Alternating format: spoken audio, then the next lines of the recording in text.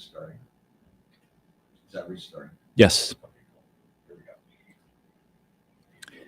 It's estimated about 1% of the adult population stutters, which equates to almost 3 million people who stutter in the United States. Stuttering is about three or four times more common in males than females.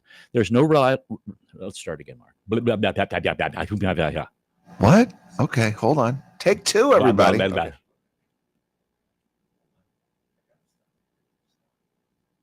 My mouth's moving faster than my brain.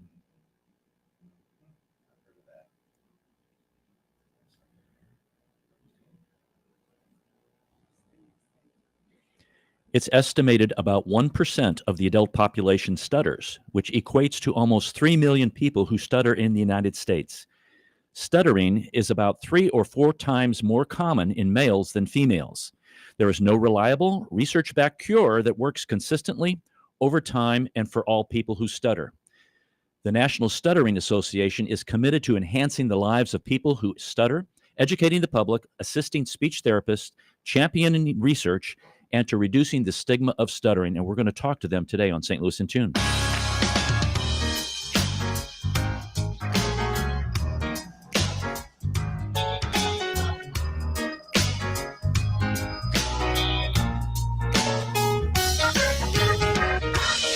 Welcome to St. Louis in Tune, and thank you for joining us for fresh perspectives on issues and events with experts, community leaders, and everyday people who make a difference in shaping our society and world.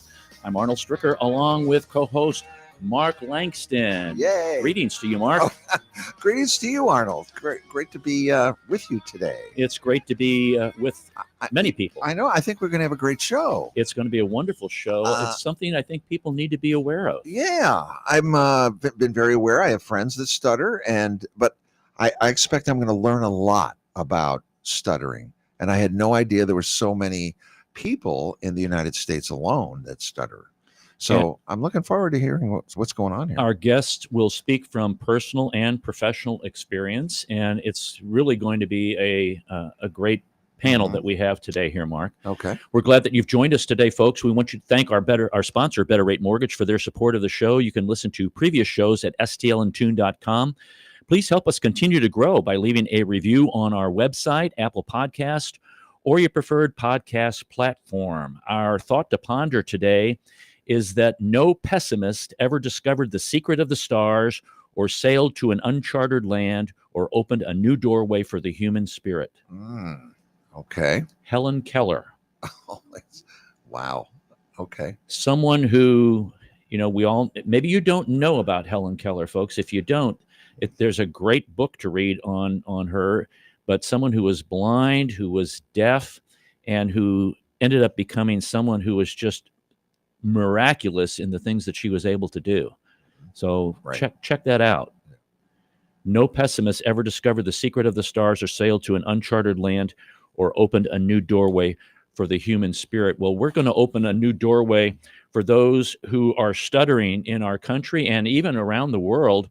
We have three guests in studio today.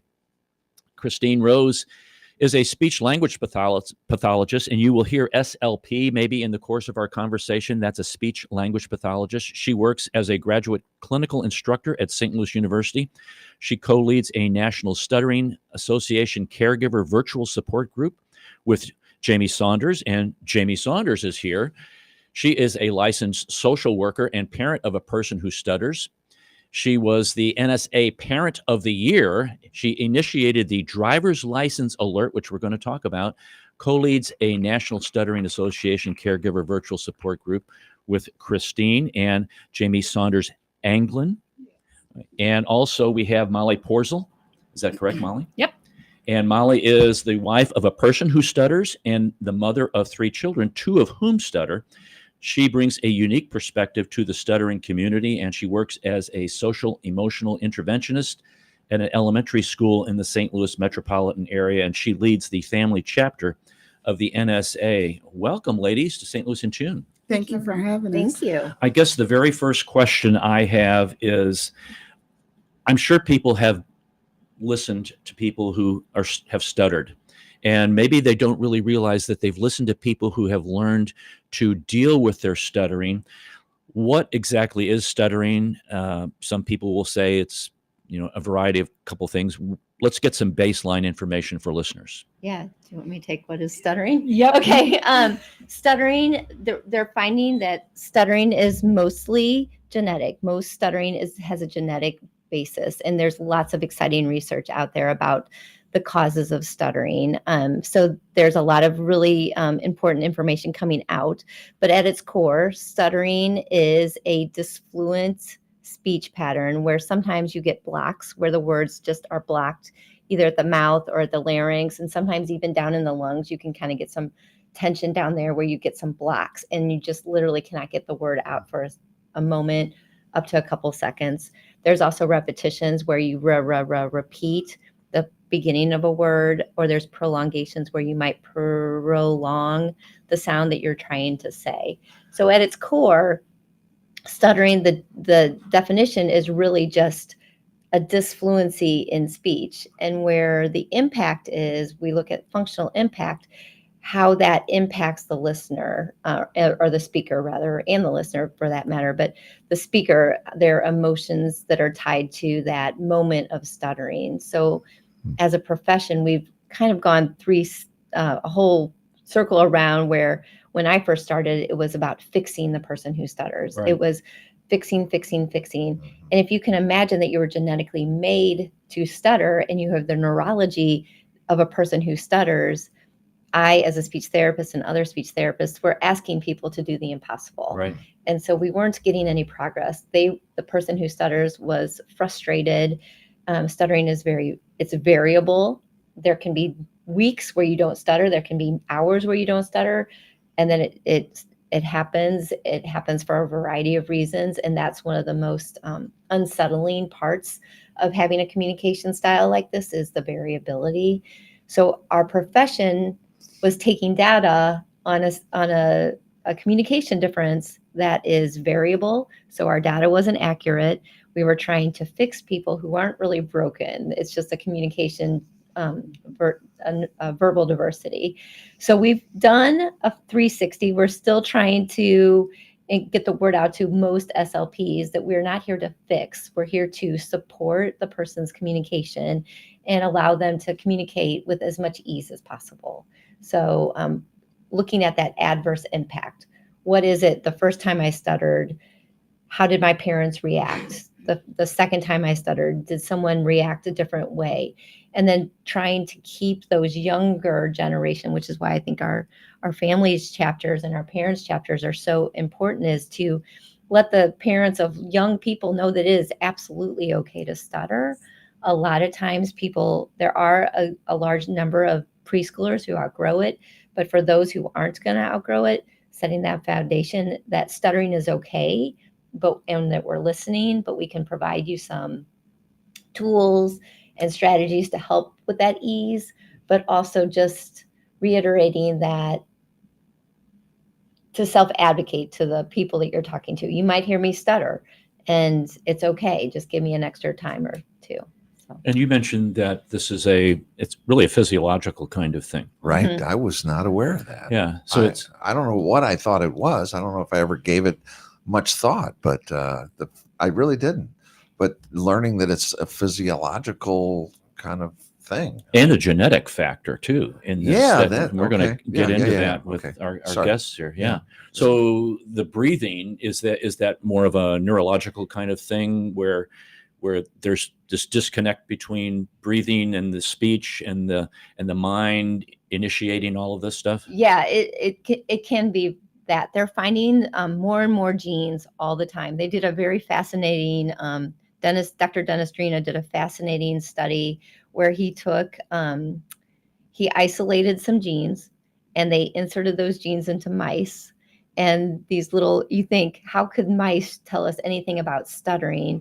But these little pup isolation calls, and they were able to mimic what Wow. like the pattern of a stutter, and to figure out which genes are involved. So from that is sprung a lot of research into the neurological differences, and those differences are in different cells. There's a cell called the astrocytes. So when I'm working with kids, and astro means stars. So when I'm working with young people, or even adults, I'm like, let's talk about the stars in your brain and how those might be unique to you as a communication person. And that just leads down the road of so many fun and exciting adventures, talking about, like we were just talking about Darth Vader. The person who played Darth Vader is a person who stutters. So we talk about, he was in the stars in Star Wars. And so those neurological differences do impact the motor planning for speech. So they talk about demands and capacities. So people who stutter might have a different capacity when the language demand is higher. So when children are learning to talk, we kind of think about that age explosion when they're like 2 to 6, when they're learning from one word to 2 words to big sentences, and watching the social communication and learning all these words. And that's when we see stuttering start for most people, because when they're saying like 1 word at a time, 2 word at a time, 3 word at a time, the motor planning is coming pretty naturally. But when a person who stutters, whose neurology and genetics are there to might predict that they're going to be a person who stutters, when they start putting all of those pieces together, it's the motor planning and the action of doing all of that Kind of like that a triggers car them. that misses, Mhm. like the spark plugs are missing Right. a little bit. Mhm. So it's just not flowing. Yeah. Mhm. Yeah. The demand overloads the capacity Right. for Right. fluent speech. Yeah. I have so many questions. Well, fire away with I them, know. Mark. Well, Mel Tillis is, back in my years of country radio, I got to know Mel Tillis real well, Wow. and he really stutters. He's a very good stutterer. I know. I mean, really, you sit down with Mel and try to talk, and it's like, it's a struggle, I think, for Mel sometimes. But he sings perfect, Mhm. and it just always boggled my mind how he's a really bad stutterer. I don't know how else to describe it, but he certainly sings really well, or did. I don't think he's singing much anymore. I have a semi answer as an amateur SLP. Okay. Is that music Uh-huh. is in a different portion of the brain, and so thus it's not going through that section that speech is going through. It's going through a different portion of the brain. That's why singing, Okay. he could sing without stuttering. There Yeah. you go. You got it. You got it. Wow. Different parts of the As brain. a former musician, I could say Yeah. that too. So you're leaving us here in radio and going with them. I'm gonna go work with them On for a the while. road. Okay. I No, get but it. that's a great point, though, Mark. Well, I know, and I guess if you knew Mel Tillis, like I've had an opportunity to know, you'd say, "Wow, he is." And I'm not trying to say anything about Mel other than he really struggles Yeah. talking, just Mhm. carrying on a conversation. It's really a struggle with I him. think that shows the variety of the depth of this particular issue. Some people, it's just a minor kind of thing. Some people, it's a major kind of deal, Mhm. but it impacts them emotionally Mhm. and dealing in social situations. We're going to talk about that in a second. But I wanted to go to Jamie and ask you, how did you get involved working in this virtual support group with Christine? How did you get involved with the national group? Well, I met Christine through City Garden Montessori. My daughter was attending school there. And during the pandemic, her stuttering increased. And so I reached out. The school had just transitioned into a different speech program. And I said, this Zoom speech therapy is not working. We need to find another way. Her IEP says we have to provide speech therapy to her in an environment that best fits the child Right. and the situation. So Chris came to the house, sat Wow. outside Wow. during the pandemic, and got me and my daughter through COVID. And I learned so much. My daughter had been diagnosed probably first grade. And of course, the wonderful SLP at the school said, it's developmental. It will go away. She's 10. and still stuttering. Wow. It did not go away. So Chris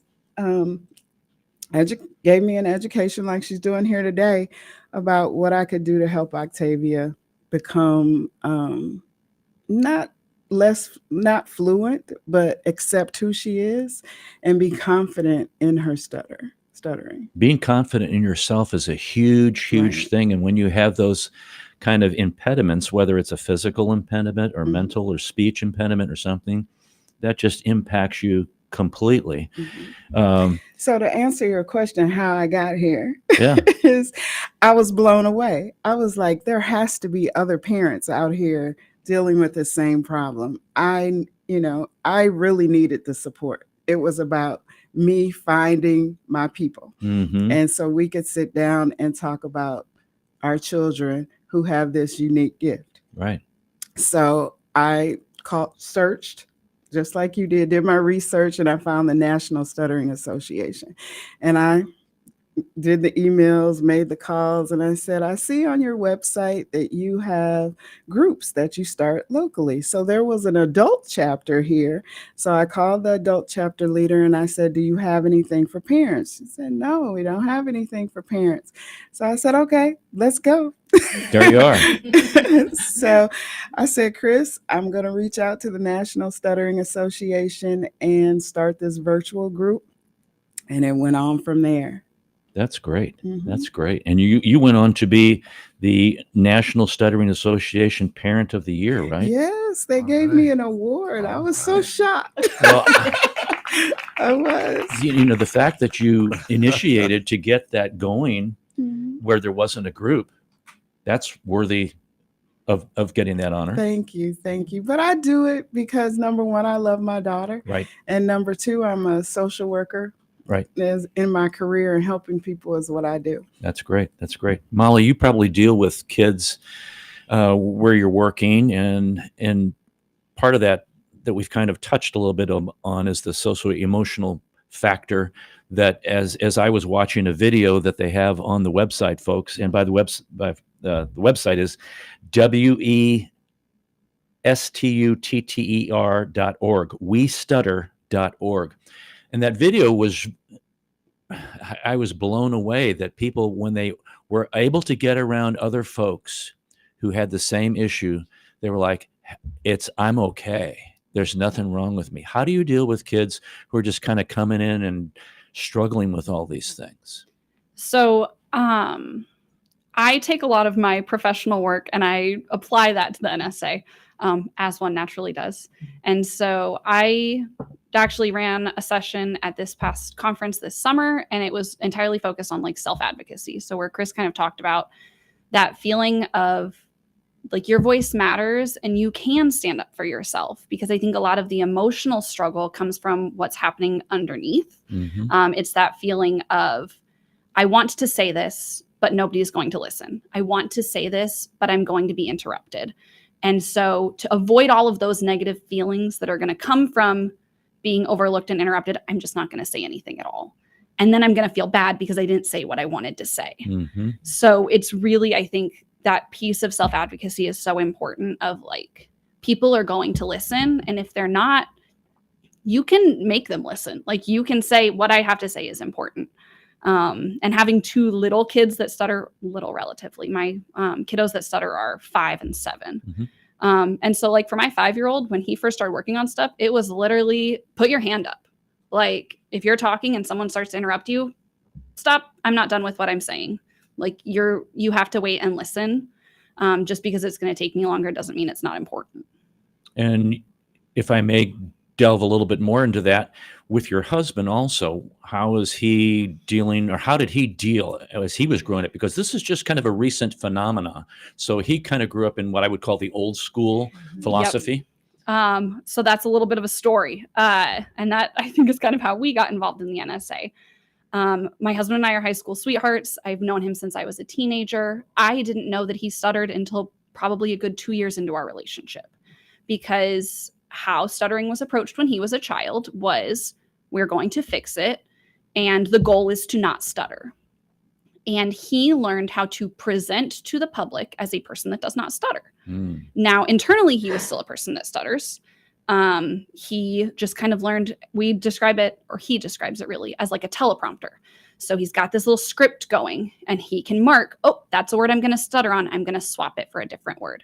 If I need to fill up my car, oh, I'm going to stutter saying that I have to put gas in the car. I'm going to say that I'm putting fuel in my car, and doing those word swaps. And he became so proficient at it that for many people, they still to this day, many people who know him very well don't know that he stutters. Wow. And in the community, we call that covert stuttering. Mm-hmm. So I adapted to that. I followed his lead. That was how he preferred to do things. And then we had a daughter who started stuttering. And I was like, whoa, I think maybe we've been doing this wrong the whole time. Because that felt really icky to me. Like that, okay, well, we're going to teach her that she has to swap her words and she has to be different and she has to go through all this, a lot of mental effort, right, really exhausting mental effort, right, to please other people to her own detriment. And I was like, I don't want to do that. And so I asked him if he would be okay with us kind of taking a different approach to stuttering. He didn't have to change his approach, but could we change it for her? And he said, yeah. I searched on Instagram, as my generation does. I found some really cool accounts that helped me kind of learn that more about stuttering acceptance, kind of led on this trail to National Stuttering Association. And for our family, this happened at the perfect time that I discovered the National Stuttering Association a few months before their national conference was happening in St. Louis. Wow. And so by fate, I was like, Mitchell, I want to take Cora. I want to go. He said, you can take her and I will not be going. And I was like, okay. So I took her to the first night and she lit up. Every person that walked on the stage, she goes, Mom, they stutter. Mom, that person stutters. She's with her Mom, peeps. That person stutters. Exactly. And I was like, the next few days are going to blow your mind. Yeah. And so after that first night, I went home and I said, Mitchell, I think it would be so valuable for you to go. I've never been surrounded by so many people who stutter. And I was like, I think it would be valuable. If you don't want to go as a person who stutters, could you just go as a parent? Could you go to learn things to help your kid? And framing it like that, he was like, okay. And he went and he felt really uncomfortable with it. He didn't have where Cora had that feeling of like, these are my people. He was like, this is what I've avoided my whole life. Right. These people are doing out in the open what I internalized as something shameful and bad. And so it was really uncomfortable. But even after one day, he was like, I think I'm going to go back tomorrow. And so he did. And over the process of that conference and the next conference, he likes to say he's still working on it. He's not fully at the point where he accepts stuttering. But he would have been here today if he could, but he's in the middle of leading a whole training session for all of the new employees nationwide that just came to St. Louis. That's crazy. That's great. So when we talk about like how stuttering doesn't have to limit you, it's not. He's there, he's presenting, he's talking, and he's reached the point where at this presentation, it's very likely that he's going to disclose and say, hey, nice to meet everyone. I stutter. You might have to be patient for some of this presentation. And that's a huge step for him that just kind of naturally came out of, I wanted that feeling of, I want to be better for my kids than I was for myself, that parents do. You know, Mark, this reminds me of the deaf community where one group was like, you got to read lips. The other group was like signing. And it's like they were, at each other like this. And it's like, no, you do both. Okay. What's the deal? We don't have to go down one particular road. Right. This is Arnold Stricker with Mark Langston of St. Louis in Tune. We're talking to Christine Rose, Molly Porcel, and Jamie Saunders Anglin about stuttering. The website again, folks, is westutter.org, and that's STUTTER.org, westutter.org. One of the things, Jamie, that I think really is another feather in your cap for being not PSA, but I got to get my acronyms correct here, the NSA Parent of the Year, but it could be the NSA Legislator of the Year, is you did this medical alert kind of thing. And talk about that, because if you're stopped by law enforcement and you stutter, holy smokes. It's bad enough. So how did this come about and what's the result? Well, it came about when my daughter was 14. For those of you who are familiar with stuttering, saying your name and your birthday can be a struggle. So we went to the DMV. I was thinking this is another tool that will help her Mhm. if I get her a state ID. So if she gets a block in the middle of sharing her name and birthday, that she can hand them the state ID. So we went through the paperwork, did the process, and I said to the lady behind the counter, can you please put a notification that she is a person who stutters? So she served, she got quiet. She was like, she started looking. She's like, we got this, we got this, we got this. And then she said, we don't have anything for that. I was like, oh, baby, I'll be back. Yeah. You go, girl. I said, I will be back before her 16th birthday. You will have one Mhm. for my daughter. Yeah. Because, as you mentioned, law enforcement, Right. driving while black is a reality. Correct. So correct. driving while black and stuttering, Yeah. I didn't want to have to Right. get my daughter out of a compromising situation. Right. So I want law enforcement to be able to recognize that they're about to encounter a person that may look away when she speaks, Right. that may have blocks. So you don't, mistakenly think she's drunk, Mhm. mistakenly think she's being disrespectful by looking away. Right. But you have already knowing walking to the car that you're encountering somebody with a verbal diversity. So what does it look like on the license? What does Well, it say? I think it's a red cross with it's like little medical and alert. little medical insignia, and it has the acronym of speech impair.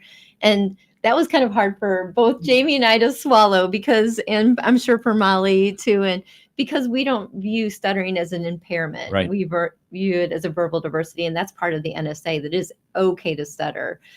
But for The general public. But for the general public and for the betterment of this medical alert, that's what would fit on a driver's license. So it's a little red insignia, and it has the tag of speech impair on it.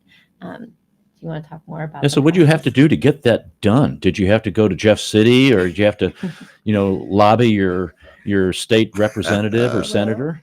That was spring break when I went to the DMV when she was 14. So April 2024, I got on my computer and I sent out 3 emails. And I got a response. I said, Chris, I'm doing this. We got to get this done before she turns 16. So the Missouri Association for Speech and Speech Language Hearing Association. It's too many letters. Yeah, in MISHA, the MISHA. Another Missouri acronym. Speech Language Hearing Association. Yes, it got to their president, president, executive director, and she grabbed the ball and she was like, I never thought of it, let's get this going. Wow. And she said, well, it may not happen before her 16th birthday, but we're going to do our best. And 8 days after her 16th birthday, Oh my. it went into effect. You talk about somebody hooping and hollering. Yes, I ran yes. downstairs. I said, I did it. We did it. I was like, go get your license. Now we're She's gonna still studying, but I can't wait. Now, those are some things that It's the wonderful. legislature should be doing. Yeah. And it's great that an organization was able to proactively, because they probably have tentacles into the legislative process and lobbyists and people like that, and have the ear of individuals like that in Jeff City. But kudos to our legislature Yeah, for for doing getting it done. the Well, right the thing. DMV, yes, it didn't have to go through legislation. Oh, it that was didn't? the first thing we Yay, found out. that's What? even better. The Wow, yeah. Yes. the Okay, I D- take back what I said. No, As you it's good. should. I'm in Jefferson City all the time. They're Yeah. great people there. So what happened was the DMV already has a list of disabilities. Okay. So it was added to that list. Gotcha. So that kind of made the process less tedious, You know, it didn't have to go through a vote. It has to be, the education part has to happen now. Right. So we already have it established. We just need to go out and educate those who I was stutter. just that thinking, it's how there. many people know that they should even say that when they're at the DMV? Not very many. That's Yeah. why we're here. That's part Yeah. of why Right. we're trying to Right. get the Right. word Maybe out. we could do some PSAs for them. I think that'd be great. That would be wonderful. You guys stick yeah. around after the show. Well, That make, would be make some wonderful. We'll public record service some. announcements. Yeah, so the process it took a long time, but unlike the state of Illinois and state of Texas, who had laws that were passed, when we worked with Misha and their lobbyist and their legislative person, they said, well, we can really pivot and just go through the DMV, and it's going to be much more streamlined, and it doesn't. So the process now is there is a spot on the website for a medical alert. You contact your physician, and they would fill out a form, and then that form you would bring that with you to the DMV, and then that would allow for you to have that insignia. And I know we're here to talk about stuttering, but the cool thing about this speech impairment is it doesn't necessarily mean just people who stuttered can Right. benefit from this. It can mean people who've had a stroke and might have a difficult time with getting their words out. It can be people with a developmental speech delay who have still some difficulty communicating with, like, apraxia of speech, where the motor pattern of getting out that speech, especially in a time of heightened awareness, when you're maybe in an accident and you're dealing with a first responder, your speech is already going to be a little bit Right. jumpy. So it's really going to be a benefit to not just the stuttering community, but to adults who've had strokes, or people with Parkinson's who might have a little bit of a shaky sound to their voice, people with some vocal fold dysfunction that might sound a little hoarse. So it runs the gamut, which is what I think is really the most impact about this, is it doesn't just pigeonhole into stuttering. While it was certainly stuttering that was created, Jamie really started this for stuttering, but your work with the elderly in St. Louis, really, you felt very passionate about also including all people who communicate differently. That makes sense. Yeah. That makes perfect sense. Wonderful. We're going to take a brief break. We'll be right back for our next segment of the show. You're listening to St. Louis in Tune with Arnold Stricker and Mark Langston on the U.S. Radio Network.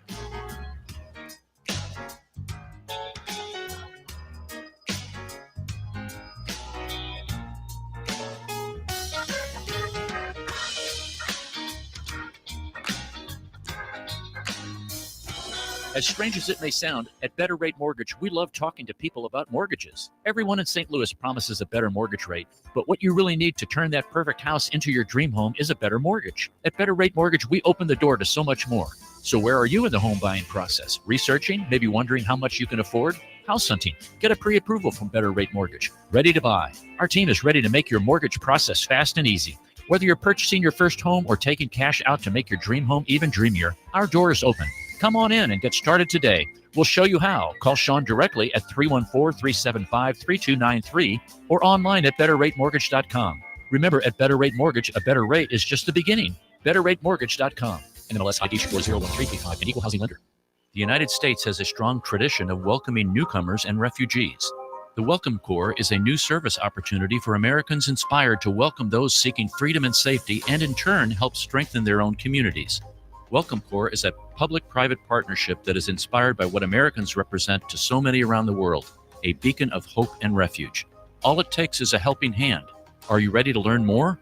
Contact the International Institute of St. Louis at info@iistl.org or call 314-773-9090. That's info@iistl.org or call 314-773-9090.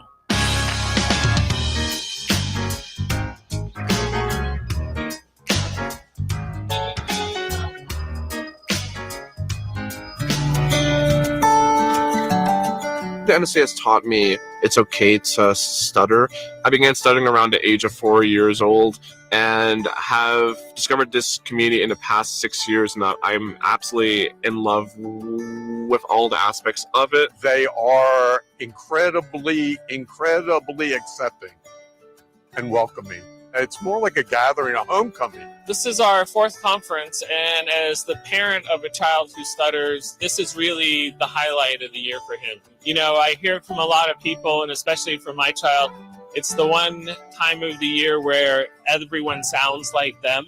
It was the very first time that like I went to a hotel and like everyone was stuttering and they were like stuttering loud. And I'm like, oh my God. At times in our daily life, we have to continuously like fight to be heard, fight to have like our opinions matter. I was just always trying to hide my stutter. I did absolutely anything possible to not stutter. Nobody in my life ever told me it's okay to stutter. It was always making fun of a stutter or talk slower, go to speech therapy so that you don't stutter. I would shrink into myself, doing everything I could to take up as little space as possible. Physically, emotionally, and verbally. I wanted to be invisible. I met somebody who stuttered for the first time when I was 16 years old, but that was done from a speech therapy standpoint, and the emphasis was on how fluent can I speak. I found out about the National Stuttering Association, and this has become my second family, and it's a place where I feel I can be my full self.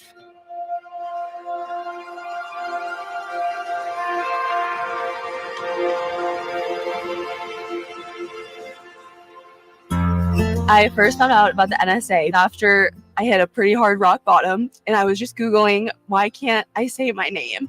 And I came here and I started walking to the workshops, and I felt myself start to almost cry because I was just so nervous.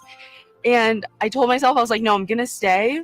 For many people, it could be their first time finding another person who stutters, learning more about themselves, and accepting that they're a person who stutters too. And that's a very scary process, a very scary journey to go through. And NSA provides this nice base and support that is run by the people itself. And that's just what the most beautiful and powerful thing of it is. Connecting with the stuttering community has been one of the most important parts of my own journey as a person who stutters. When I'm able to connect again with the community, hear other people who stutter, and relate to each other, that does wonders for my own progress and my own journey as a person who stutters and my own self-acceptance. Seeing my stutter in a different way, something I never heard much as in the last 60 plus years, that you are strong, you are valuable, you are beautiful, you are interesting. I want to hear what you have to say, which is welcome after 60 years of feeling like I was walking alone through this journey.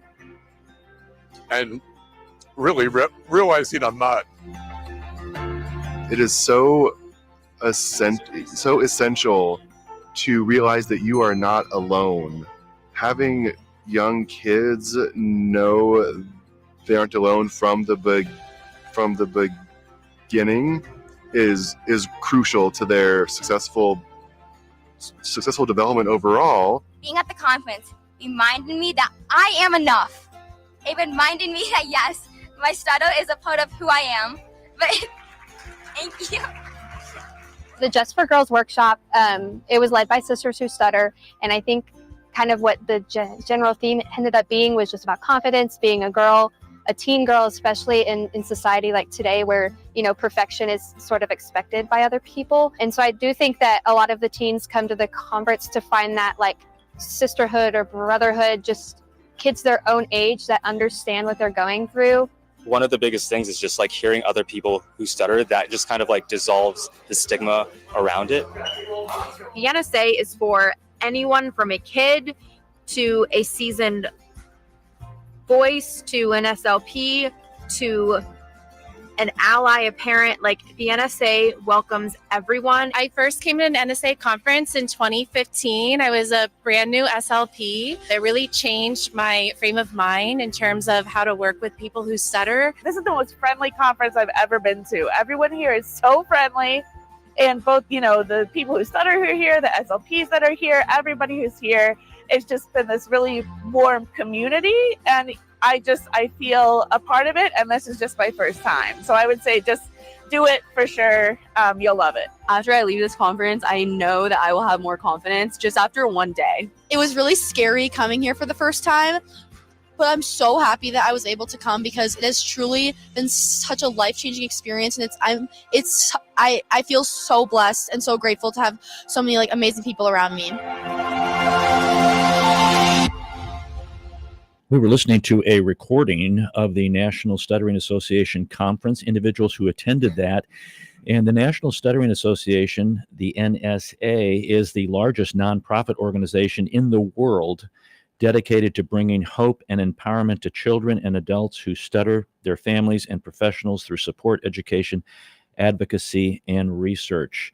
We've been talking in studio to Christine Rose, Molly Porzel, and Jamie Saunders Anglin about stuttering. And there are some local support groups that the NSA has, local chapter groups. And I'm thinking for parents and for kids and maybe even educators. Let's talk a little bit about that so our listeners know that they can check this out. Matter of fact, westutter.org. Westutter.org is the website, folks. Yep. So in St. Louis, we are lucky that we have both an adult chapter and a family chapter.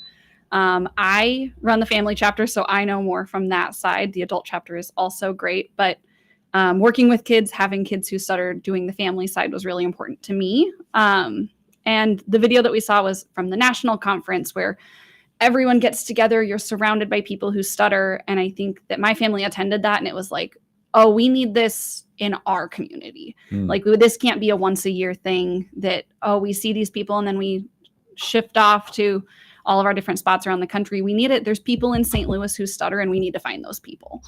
And it started as we had a kids chapter and a teen chapter.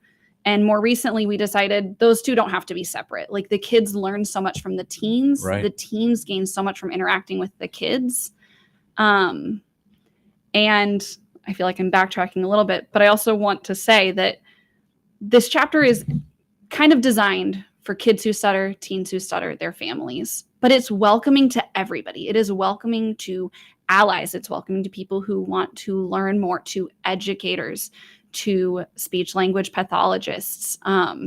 It's not a closed off community that's like, if you don't stutter, you're not welcome. Like, we want people to know about stuttering. It's beneficial for the kids and the parents to find that community. And we try to keep it really relaxed and mellow. It's not, you're not going to come to this meeting and we're not going to spew facts at you. It's really a chance for kids, teens, families to see each other and feel that feeling of, if you stutter, you are not alone. How often do they meet?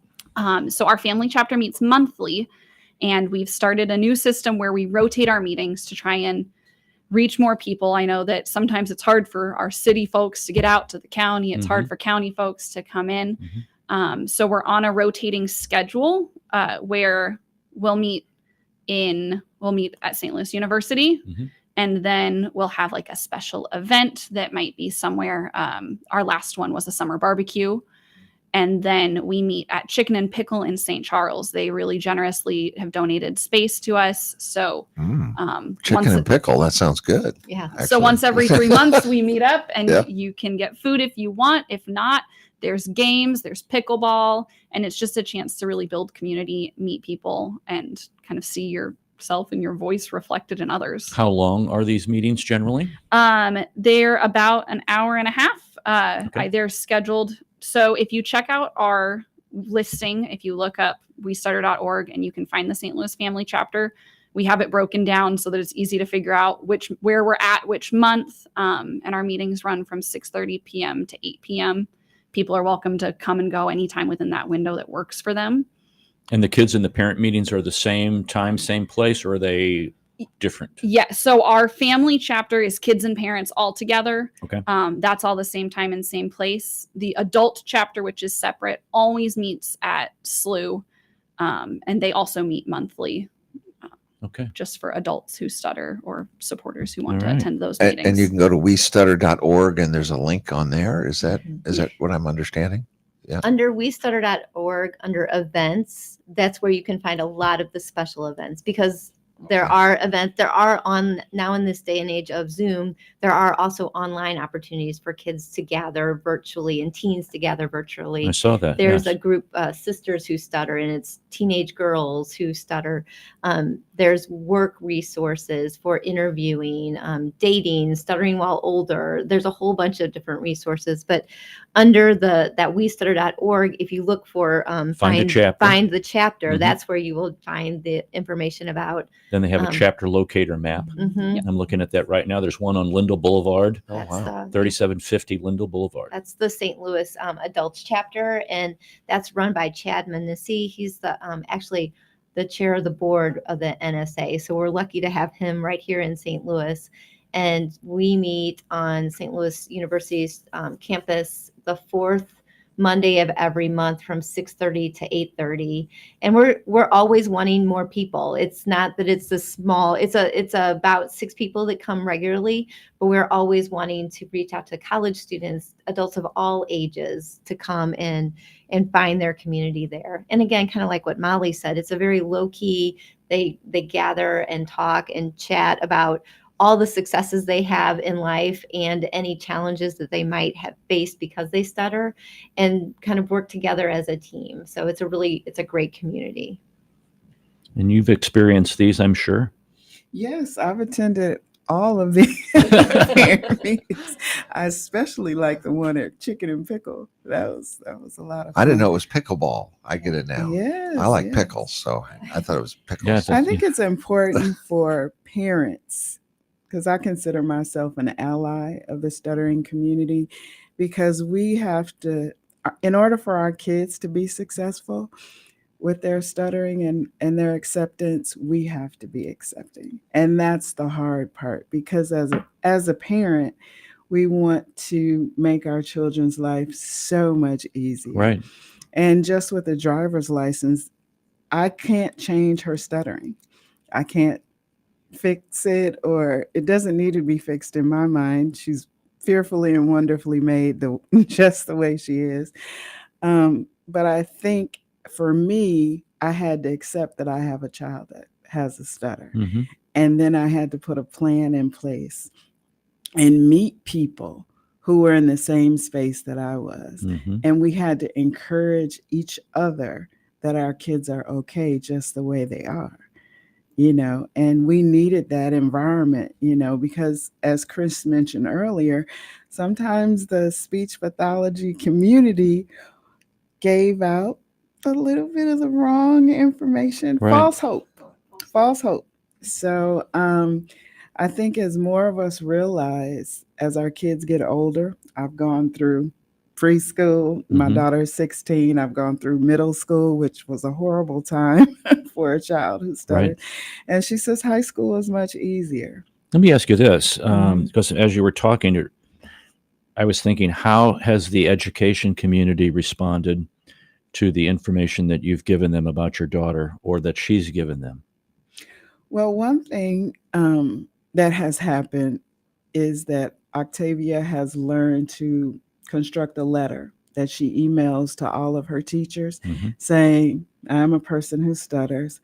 These are the things I need to be successful in the classroom. And my approach to my daughter's stuttering is, this is your journey. I'm just your co-pilot. Tell me what you need and I'll go out and get it for you. So we kind of work as a team. And so if I don't know anything, I go, hey, Chris, this is bouncing around Octavia's head, and she'll reach out to Chris and we'll come together and try to make it work for her. As far as education goes, most of the teachers have been really receptive, especially in high school. I get, oh my God, I got that email. Thank you so much. Oh, yeah. It takes a while for information from the special education department To to get trickle there. down to the teachers. So when you walk in the door and get an email, from a student Right. telling you that this is what I need, they really appreciate it. That's a big deal, because even a lot of what I would call non-stutterers have trouble with advocacy on their own. And that's something that's a learned skill, frankly, that you need to speak up for yourself. That's true.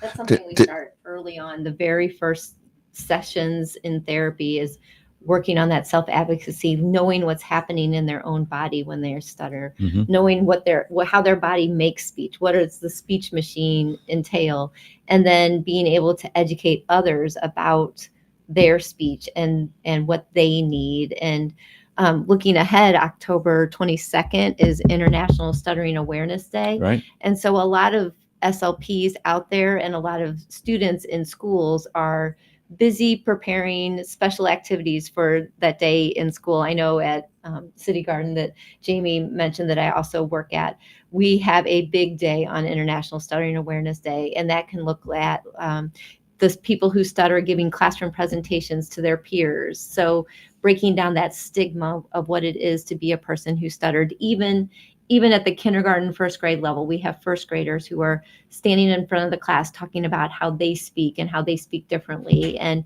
what they need their teachers and their listeners to do.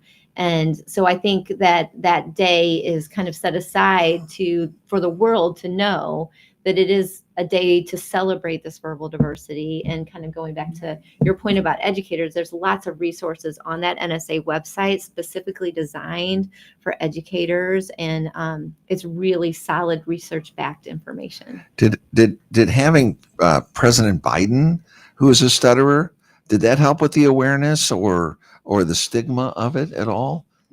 Yes and no. Actually, yeah. yes and no. So, yeah. Molly was kind of talking about a covert stutterer being someone who has to kind of hide and pick their words. He seems to do that. And he does that very well. And I think a lot of the times when he was being made fun of in the media were times when he was using that moment to try to figure out what word to say so he wouldn't stutter on it. He has come out and really embraced his stuttering. He invited a young person who stuttered to talk at the Democratic National Convention, and then co-wrote a book with Braden about his stutter, and that's really powerful for kids to see.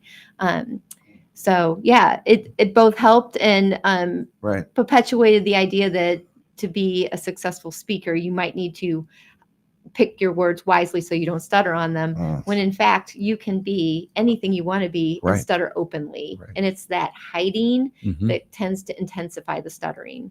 So if we can keep young kids from trying to hide their stutter and be covert, that gets rid of some of that struggle, and then they can stutter openly. And that's kind of what we want. We want to peel back the onion and let them stutter how they were organically made to do. You know, kids can be really harsh and cruel, but kids can be very forgiving and loving too. And if Acceptable. presented with the information, I can see a first grader standing up in front of the class saying, hey, this is who I am and this is what I struggle with. And the rest of the kids in the class saying, yeah, we get that. And then defending that student when they are challenged or made fun of on the playground or something. So it's kudos to you guys for getting I've never that had done. it in my psyche, I guess, to make fun of people on any of these. But yeah, it's just hurts me to know that people would make fun of someone like that, and it's uncalled for, not needed. You know. So I want to give the website again. It's westutter.org, westutter.org. And you can also check out, that's the website for the National Stuttering Association. Check out, folks, the local chapters, very important, October 22nd. If you're listening and you have a child who stutters, or maybe you're a parent or you're an educator and you want to bring this information to your school, check out the website. It's very, very important. 79 million people stutter worldwide. Wow.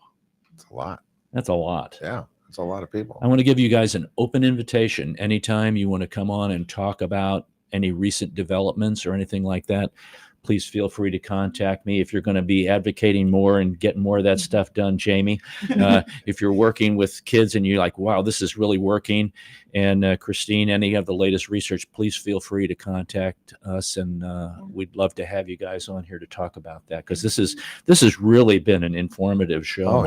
Oh yeah, very important show, I think. Thank you, ladies, for coming in. Thank you so much for the opportunity. I really appreciate it. You bet. You guys can participate in our couple other things we have here. We have a portion of the show called Mental Floss, Okay. Ben Franklin's formal education ended at 10 years old, Mark. What? See, Doesn't give many of us hope for our current generation. That's true. I know it. Newborn babies have nearly 100 more bones than full-grown adults. Who knew that? I never knew that. I never knew that either. When a man allegedly found a dead mouse in his can of Mountain Dew, Pepsi had an expert claim in an affidavit that the drink was so acidic it would have dissolved the mouse after 30 days. I thought that was Coca-Cola, not Mountain Dew. Wow. Make me reevaluate Mountain Dew. Have you seen people that drink Mountain Dew, their teeth? What happens to them? Never mind. Just kidding. Okay, I'll skip that one. Okay, let that go. Hollywood starlet Hedy Lamarr is often called the mother of Wi-Fi.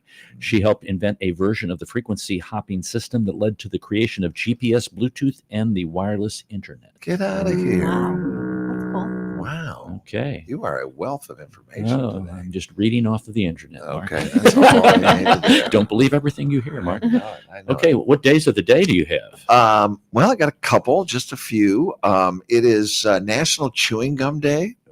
Y'all chew gum, anybody? I had to quit. My fillings would come out with the chewing gum all the time. Did you ever do that? International Translation Day. I guess we're translating here. Yes. National Puppy Mill Survivor Day. That's a nice one. That's important.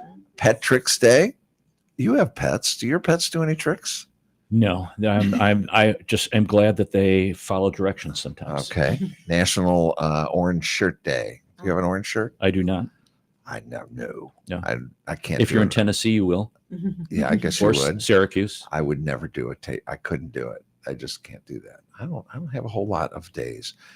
International Podcast Day is today. Oh, how about Yeah. that? Yeah. So this is going to be a podcast. It'll be on the radio. stlandtune.com. Right. And it'll also be a podcast. It'll Right. be on YouTube and Right. Facebook and just, I guess, anywhere you want to. What platforms can you find this on? Every platform. Every platform. For instance, an example would be. An example would be, oh gosh, you're asking me and my brain's going, okay, you go to Amazon. We're on Amazon. Yeah. Apple. Apple, right? Okay. Apple for sure. You go to, well, let me pull up the website here. Okay. And I can tell you. And I'll tell you one last day after you get done, and we'll wrap it up with that day. National Love People Day is today. Love, that should be every day. I know it. Shouldn't it be? I know. It should. We don't want to get too moony here, but yeah, we could use a little bit more of that. Okay, Apple Podcasts, Castro, Amazon Music, YouTube, Pandora, iHeartRadio, Radio Public, Spotify, RSS feed. You can get that. Odyssey, Castbox, Deezer, Player FM. Wow. Castro? Castro. Not like the dictator Castro, No, right? we're not from Cuba. Okay. Just checking. I don't think I've ever heard it. That's okay. But National Podcast Day. So Right, cool. go find this STL In Tune podcast. That's right. Mark, I once saw a 3,000-year-old oil stain. Uh-huh. It was from ancient Greece. Oh my God. You got our guests are leaving. They're running. The wife said, if a tiger attacks your mother-in-law and your wife at the same time, who will you save? The husband said, well, of course, the tiger. Very few are left now. The husband is now in ICU. What kind of, these are your kinds of jokes here, Mark. What kind of doctor is Dr. Pepper? A physician. What's the difference between black-eyed peas and chickpeas? I don't know. Black-eyed peas can sing us a song. Chickpeas can hum us one. Very weird. That's bad. Strange. I don't know why y'all showed up. Okay. Let's see. wouldn't have come I and love the think about phrase "bear with me" because it can either mean be patient or the zoo heist was a success. And when I eat a rack of ribs, I only eat the 2nd, 3rd, 5th, 7th, and 11th ribs. Why is that? I prefer prime ribs.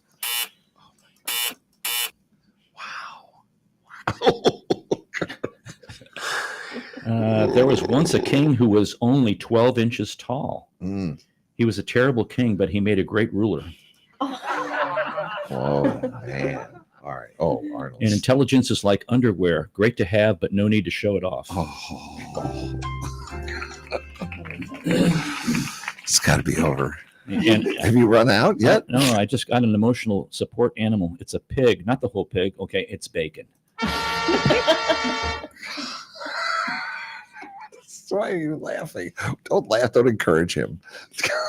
And it is October soon. Tomorrow it will be October, which means that all the cobwebs and dust in my house will soon become Halloween decorations. I like that. That's good. Get the horse out of here. Okay. And out of all of the martial arts, karaoke inflicts the most pain. No kidding. That's for sure. Well, that's all for this hour, folks. Thanks for listening. If you've enjoyed this episode, you can listen to additional shows at stlntune.com. Consider leaving a review on our website, Apple Podcasts, Podchaser, or your preferred podcast platform. Your feedback helps us reach more listeners and continue to grow. I want to thank Bob Berthasell for our theme music, our sponsor, Better Rate Mortgage, our guests, Christine Rose, Molly Porzel, and Jamie Saunders Anglin. And we want to thank our co-host, Mark Langston. And folks, thank you for being a part of our community of curious minds. St. Louis in Tune is a production of Motif Media Group and the U.S. Radio Network. Remember to keep seeking, keep learning, walk worthy, and let your light shine. For St. Louis in Tune, I'm Arnold Stricker.